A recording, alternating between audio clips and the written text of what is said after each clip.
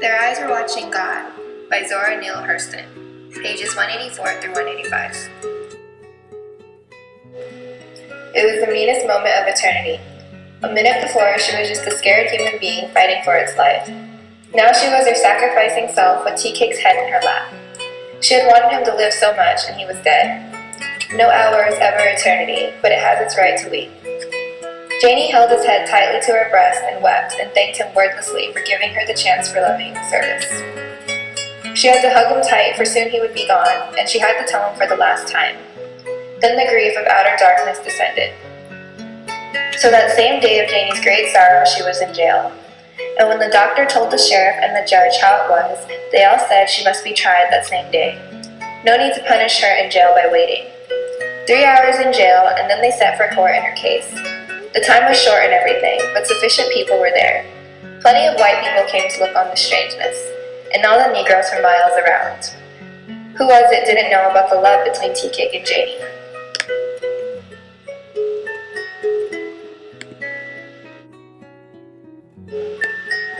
Their Eyes Were Watching God by Zora and Neale Hurston.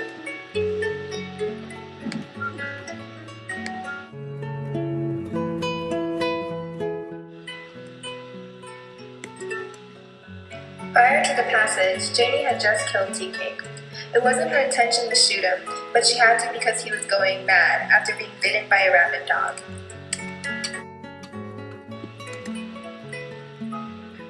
Throughout this passage, Hurston used third-person limited point of view, which let the readers know the emotion Janie is feeling.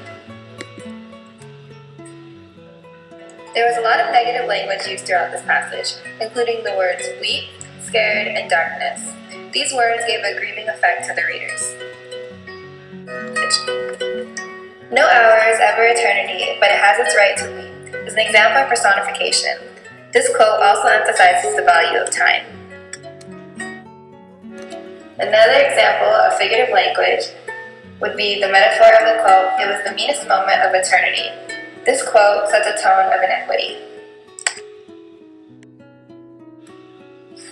The quote, "Plenty of white people came to look on this strangeness," could be stereotyping because the author did not have to use the word strangeness. There is a shift of fear and self-worth to bravery in the quote, "A minute before, she was just a scared human being fighting for its life. Now she was her sacrificing self with Tea Cake's head in her lap." The quotes, "She had to hug him tight, for soon he would be gone, and she had to tell him for the last time," and "Who was it who didn't know about the love between Tea Cake and Janie?" emphasizes how strong Tea Cake and Janie's love was. In the first quote, Janie was able to express her love to Tea Cake for the last time, without a verbal essence.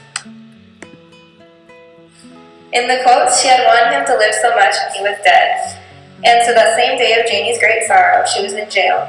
The author did not give Janie enough time to heal. It was punishment enough for Tea Cake to die, but then she still had to be sent to jail.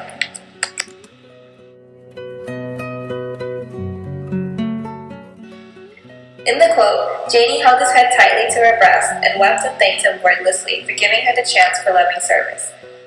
One of Janie's desires was to find love, and this desire was met when she met Tea Cake.